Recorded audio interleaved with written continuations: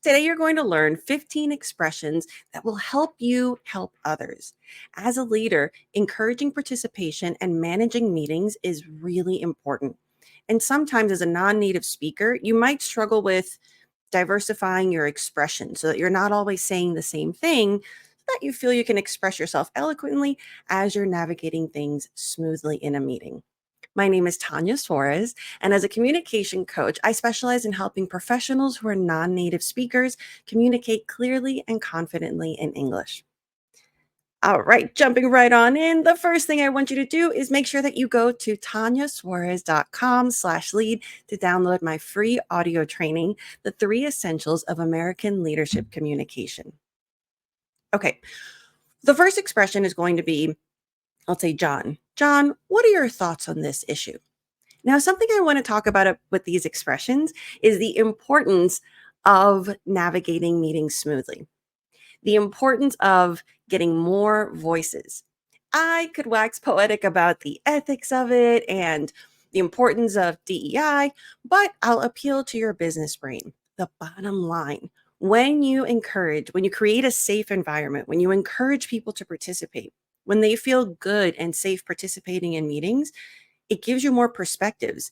And more perspectives, more expertise equals a better product, a better outcome, a better project. Also, in meetings, extroverts thrive.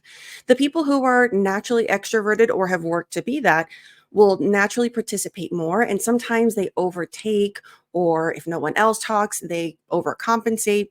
And what you have is you have an abundance of loud voices and loud opinions, but you're missing out on the quiet voices. Being an introvert is a great strength, but introverts on your team, because as a leader, you're going to have different personalities on your team.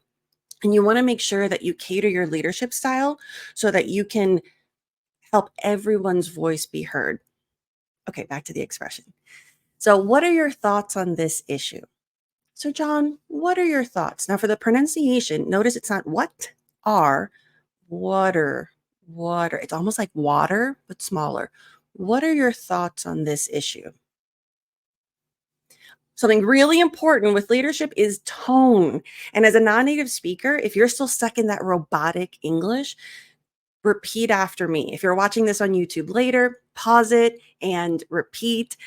Practice the body language, practice the intonation. Because if you say, what are your thoughts on this issue? If I were John, I would not feel like you actually want to know my thoughts. I would maybe say something really quick or say, no, I don't have anything. So the intonation, the tone that you use is going to be a big part. That's going to play a bigger role than the words that you use. So in your mind, you might be thinking, I need to get the grammar right. I'm telling you, the grammar is secondary, if not lower on the list of importance. The next expression, I'd like to hear Alex's perspective on this. What do you think? Intonation again. I'd like to hear Alex's perspective on this. What do you think? If I were Alex, I'd be like, oh, I have no thoughts. Or rather, you've got the personalities that are confident regardless of the tone. But remember, as a leader, you're catering to a wide range of personalities, and you want to bring out the best in them. Also, the way that you conduct meetings does add to your reputation. It adds to your executive presence. You want to be the kind of person who walks in a room and makes it better. That's the way I like to coach leadership. You not only make the room better, you make the people better, you make the company better. So, I'd like to hear Alex's perspective on this. Now, notice the possessive Alex is. Depending on your cultural background, your language background, you might use a different structure. And that's okay. If you don't use this is more popular in American English. But if you say, I'd like to hear the perspective of Alex, it's okay. Again, this is more common, sounds more natural. But if you use a different structure, continue. Don't pause yourself to overthink it of like, oh, was I supposed to use apostrophe S? Just keep going. Repeat after me. I'd like to hear Alex's perspective on this. What do you think? Make sure that you're breathing, make sure it's really calm. I always like to put myself in the other person's shoes because you navigating the meeting, people are going to assume you're calm because there's less pressure. But as a leader who's a non-native speaker, you still might feel that same pressure because you're self-conscious of how you're saying something or your accent or the English component. However, don't forget that the person that you're talking to might also be nervous. If it's your superstar extrovert, great, they're probably not nervous. But somebody else, the more calmly you ask the question, I find the safer and the more encouraged they feel and the more time they have to think about their response. And people mimic each other. So if you're rushing through something, they're going to rush through it. If you're saying something calmly, they're going to respond calmly. So it's a really interesting, subtle way that you can empower people, but also have power over the energy in a room. And I find that this is really helpful, especially when you have big personalities on your team. Next one, would you like to share your opinion? Let's say Sharif. Would you like to share your opinion, Sharif? Please go ahead. So here, I'm giving you kind of double phrases because there are ways that you can encourage. So please go ahead. Now, notice the difference. Please go ahead. And be like, okay. Or please go ahead. Notice the body language. I find that an open hand extended gently is very encouraging. A lot of times I feel like you get stuck in very aggressive gestures sometimes. So you want to make sure your body language in those moments is encouraging. There are other times when you need to like strengthen it. Or if you're in politics, you've got the classic. But here, please go ahead. So would you like to share your opinion, Sharif? Please go ahead. Now, this is great when you see that someone maybe wanted to say something, but kind of sat back down, or somebody interrupted, or somebody, maybe one of your more extroverted people, didn't notice that, or they did and they didn't care, and they spoke up anyway. This is really great. You're going to have people that you're going to be aware of their body language. And when you see they want to participate, you want to create space for them. They might not have, whether it's the language or the confidence to create space for themselves. So this is where you as a leader can facilitate that. All right. So the next one, I noticed, let's say Nellie. I noticed Nellie was interrupted earlier.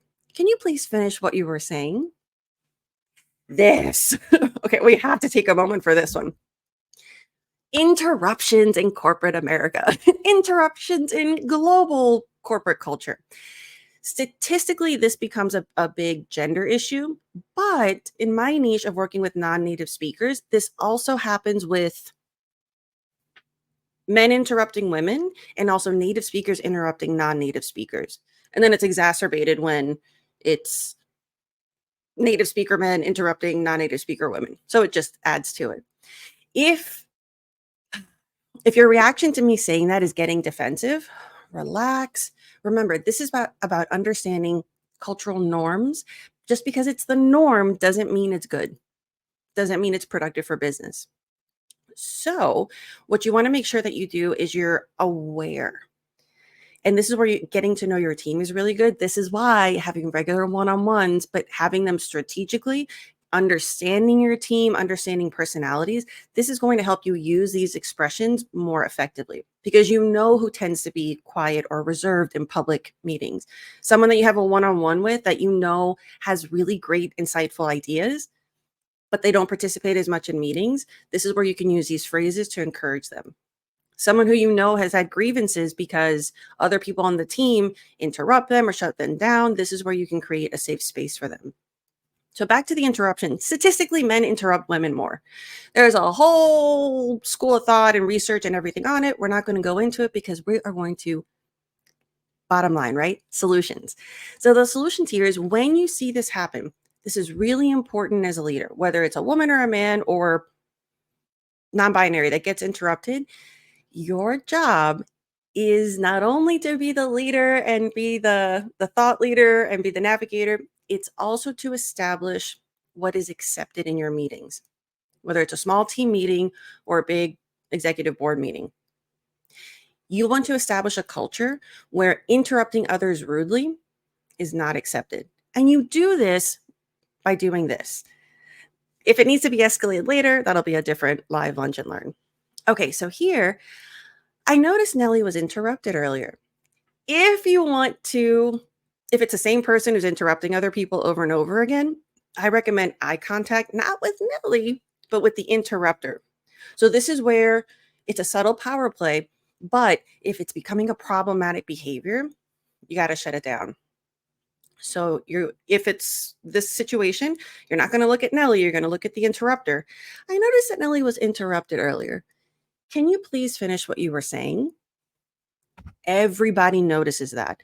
So this is something where instead of verbally reprimanding someone, you very subtly establish the rules of the meeting or of the team. If it's a more casual situation, it's not a chronic problematic person, you can just say, "Oh, I noticed Nellie was interrupted earlier. Can you please finish what you were saying?" Now here, if it's someone who always speaks up, great, they'll probably just continue. If it's someone who's a little bit more reserved, they might need a little more encouragement. So you could say, "Can you please finish what you were saying? I really appreciate your insight." That'll be enough to help them feel more comfortable. Okay, so the next one, this is where we use corporate jargon. Circle back, one of America's favorite corporate phrases. I love it. It's so overused. But as a non native speaker, you need to know the corporate jargon so that you can feel comfortable because the way we speak in business English, it's a very specific set of expressions. I love them because I love understanding that and making lists for you and making trainings for you because once you get it and you can speak it, it really elevates your connection and your networking ability and your savviness at work. So this is another one where if someone was interrupted, I find this is a really good expression as well. So let's circle back to what John was saying. What were you going to say? Let's circle back to John. So that maybe what happened is John spoke up, either somebody else interrupted them or the conversation in the meeting, there was a tangent or it just got distracted or it took a different direction. And you want to bring the meeting back or the topic back. So let's circle back is great, whether it's to a person or to a topic. Have you ever had those meetings where you need to stay about one topic, but then we start talking about other projects or maybe get distracted? Calmly breathe. Let's circle back to John. What were you going to say? And if you're going to do this about a topic, let's circle back to this quarter's projections. We really need to focus on blah, blah, blah. So it's a less like, because it's annoying if like you're constantly saying like, okay, we're getting distracted. Let's go back to this. Then it just feels like you're a kid you know what I mean? Like the dynamic is not conducive to respect as peers, even though you're the leader. I find that creating an environment where everyone feels respected is really important. So not using a condescending tone. All right, next expression. Let's see, what's another name that we can use? Salima. By the way, I'm using all my cousins' names. It seems like Salima has something to add. Please feel free to continue. So again, this is where you have to be aware of the room because yes, someone's speaking and it's really important to give them eye contact, especially with American communication. Eye contact is highly valued. But as the leader, you always want to kind of pan the room and see if someone is uncomfortable, if someone is excited to share something. Usually you'll notice they go up. If you're in a virtual meeting, you can kind of tell if someone went to open their mouth, but then somebody else spoke before them. So you want to draw it back to them. Don't assume that if it was something important, they would speak up. Remember, especially if you are a leader who's an extrovert, you don't want to make the assumption that everybody else in the room is just as confident as you, is just as comfortable as you. And even as I work with non-native speakers all day, every day. And typically the leaders that I work with are very confident in their expertise. They're very confident humans.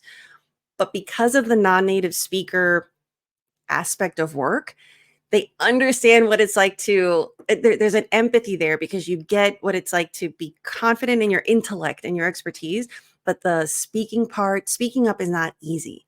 For you, it might not be easy just because of the language component. For somebody else, even if they're a native speaker, speaking up might be hard because of the confidence or lack of. So you want to make sure that as a leader, you encourage and facilitate those voices. Don't assume that everyone is like you if you're an extrovert. If you're an introvert and you're a leader, I find that you probably have a lot more empathy for others. But if you're too stuck in your head, you might not notice others. So this is where you have to get out of your own discomfort so that you can be an effective leader. Okay. So next expression, let's see what other name can I use. You know what? I'm also streaming live. I'm going to put over here Lena. We're going to use her name. I noticed Lena was about to speak. Would you like to share your thoughts? So again, just another way of when you say I noticed someone, it's very powerful as a leader because it means that you're paying attention. It also creates a sense of it's part of your executive presence. It creates a sense of like, wow, like Tanya's always noticing everything. She sees everything. So it's about balancing feeling like you're giving your full attention to the person who's speaking and yet you're everywhere. And it's very calm, but it's also very empowering for you. And it's something that creates awareness of your team of like, "Hmm, okay, I got to step up." So I noticed Lena was about to speak. Now, here for pronunciation, notice I'm not saying about to speak. So this goes to advanced pronunciation, connected speech, blending. This is something we do in American English a lot. When a word ends in a sound, and the next word begins with the same sound, we blend it and you only pronounce that once. So instead of having two T's, about to, you're going to blend it about to, or to use the reduction, about to speak.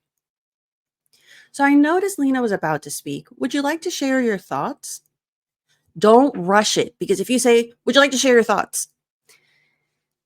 They might not understand you and you're going to think it's because of your accent, but really it's because of your speed. Open your mouth. And remember, you want to make them feel calm before they speak up. And you can control that energy just by saying your question smoothly and not necessarily slowly, but just don't rush it. Next expression. Could you elaborate on that, please? So this is really great for yourself. So to elaborate on means to expand upon, to say more, to give more detail. So it helps facilitate the meeting, but selfishly, it also allows you to get more information. So if you didn't understand what somebody said during a meeting, instead of asking, can you repeat that? I find that if you've already said that several times, it's not great to say that all the time because then people might start doubting not just your English, but your expertise. This is another way of saying, like, say more. So if you didn't quite get their main point, by them elaborating on it, by them expanding upon it, you can get more context and more information. Now, on the encouragement side, as a leader, this also helps you if somebody said something and you see some confused faces, because again, as a leader, you're everywhere and there. Instead of letting that team member sit with that confusion or continue to cause confusion, you need to know, like, okay, this is something on my one-on-one. I can encourage them to work on their communication style. In the meeting, if you notice people are confused, this gives you the opportunity to give them the opportunity to be understood. And especially if you think their point is valuable, but even if you don't think it's super valuable, it might just be because they haven't explained it well. So again, the bottom line is you want to have a better project, a better outcome, better whatever your goal is for that meeting. So getting these different perspectives, because I find that especially when you're having a meeting with people from different teams or different departments, everyone brings their perspective to the table. And it's important to get all of them because when you only have singular perspectives, you're not going to get the results at the scale that you want them. So I always encourage it's diversity, not just of ethnicity, not just of race, but diversity of experience, diversity of position. You don't want just creators, you want creators and users because they're going, as an example, because they're going to bring different concerns, different perspectives that are going to help you at the end of the day. Now, elaborate on. Notice here for American English, we don't say elaborate. So those aspirated T's are more characteristic of British English. So these are things that you can soften if one of your goals is to work on your American accent. So now here, could you kind of blend that, right? Like, Could you, and a lot of times Americans sound like could you please elaborate on? And if you're not comfortable with the word elaborate, don't use it. But here, now you've learned what it means.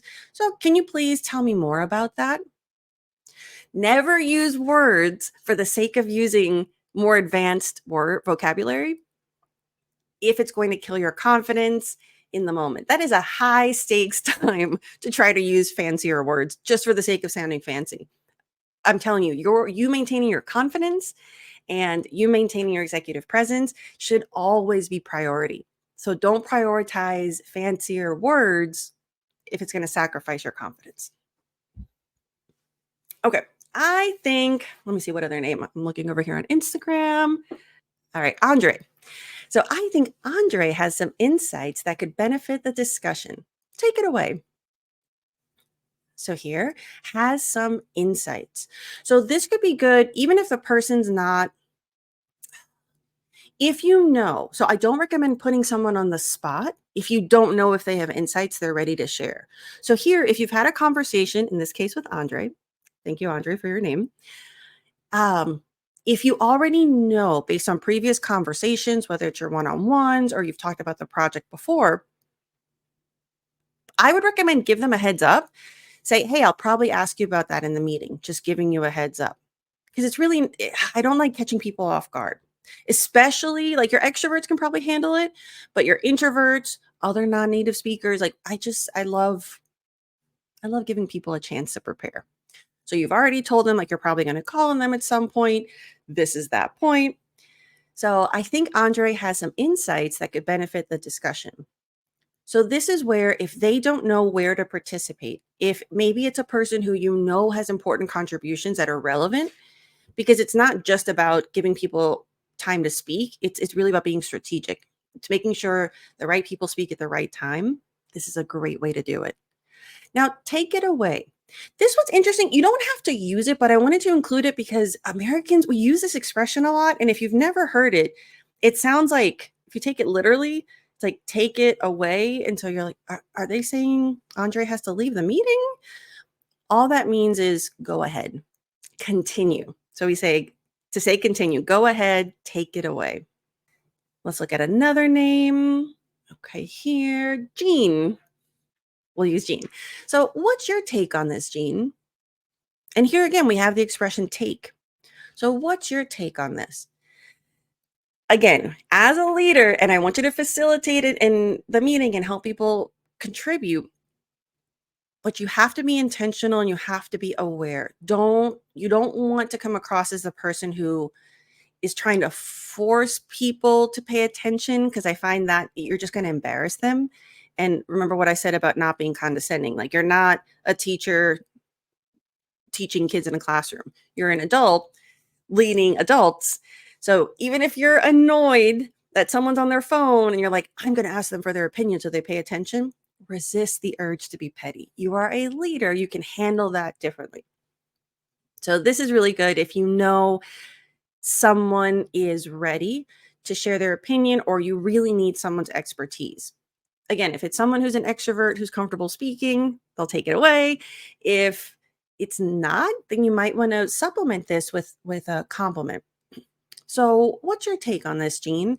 I know that you have great experience working on the user side. So, what do you think we should do to make sure that this has good UX design?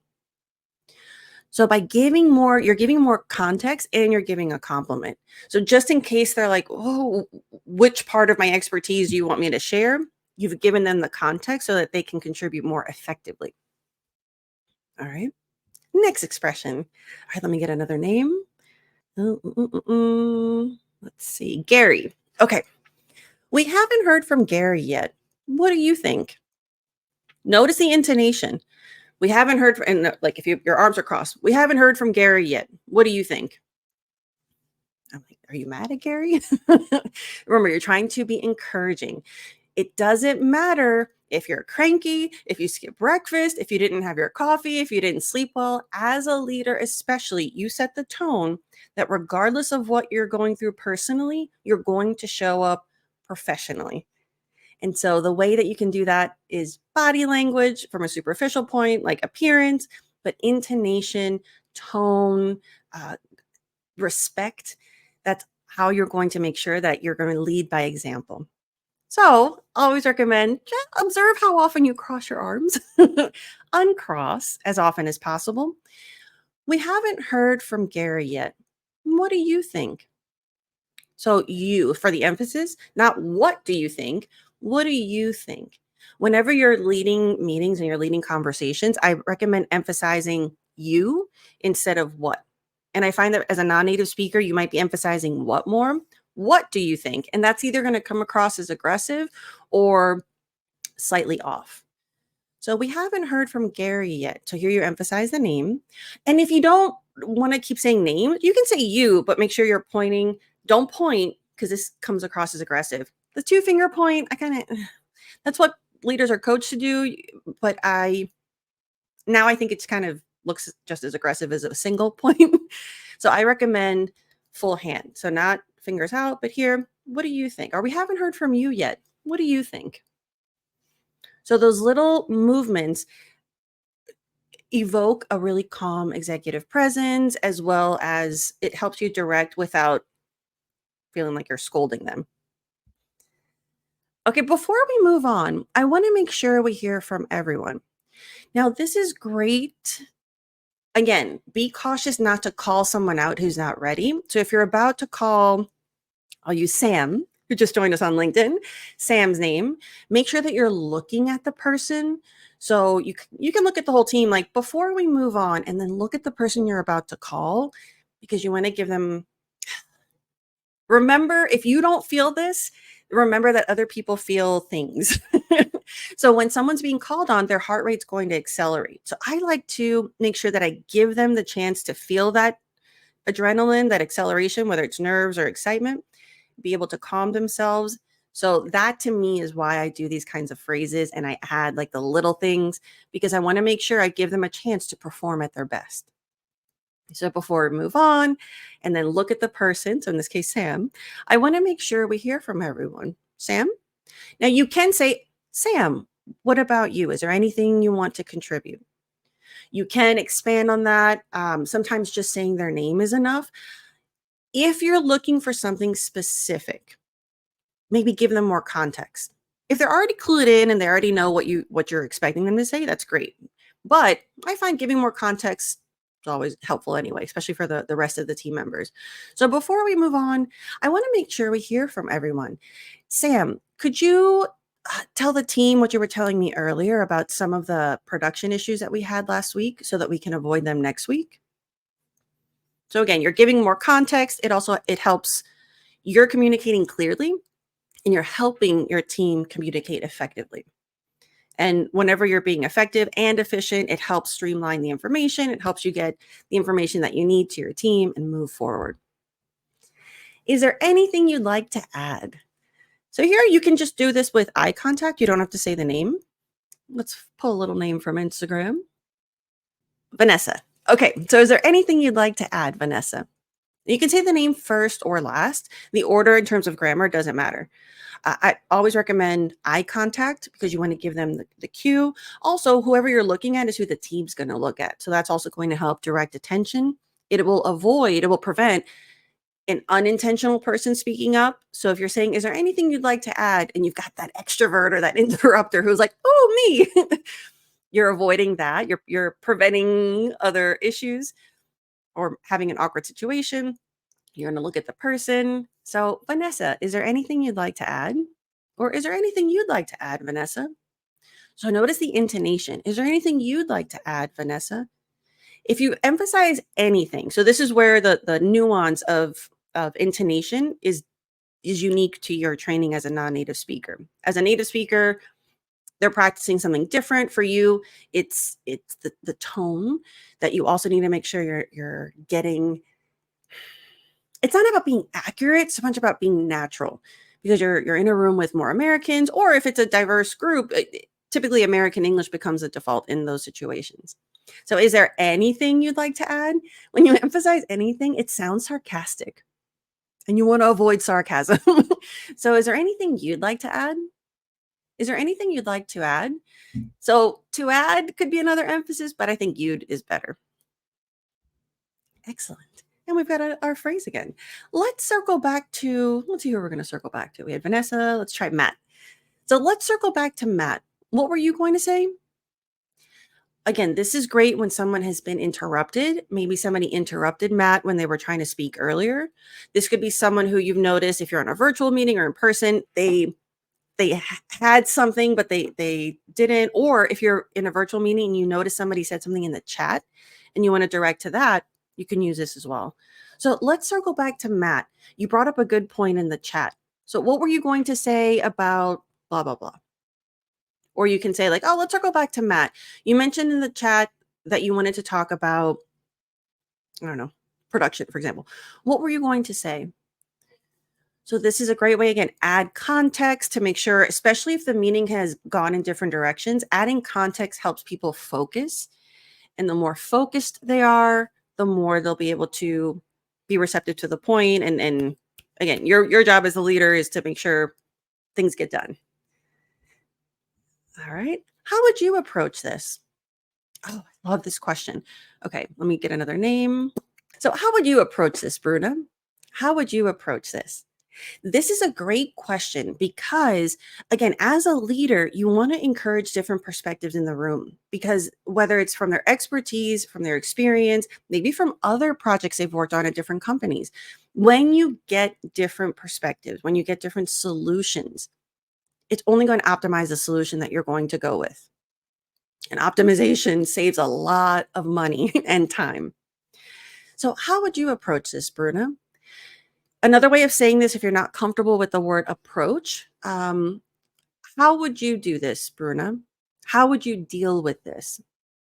So if you're talking about a particular issue or problem, again, whenever you see a word that you don't feel really comfortable because of the pronunciation, or if it makes you doubt your grammar, don't use it.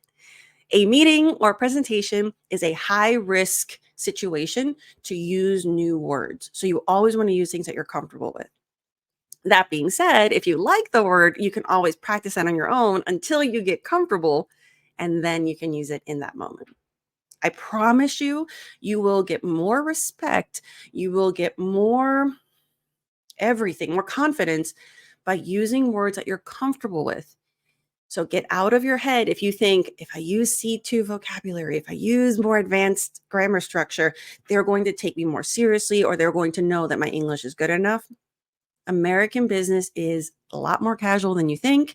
You're going to get more bang for your buck, as we say, by getting more comfortable with corporate jargon.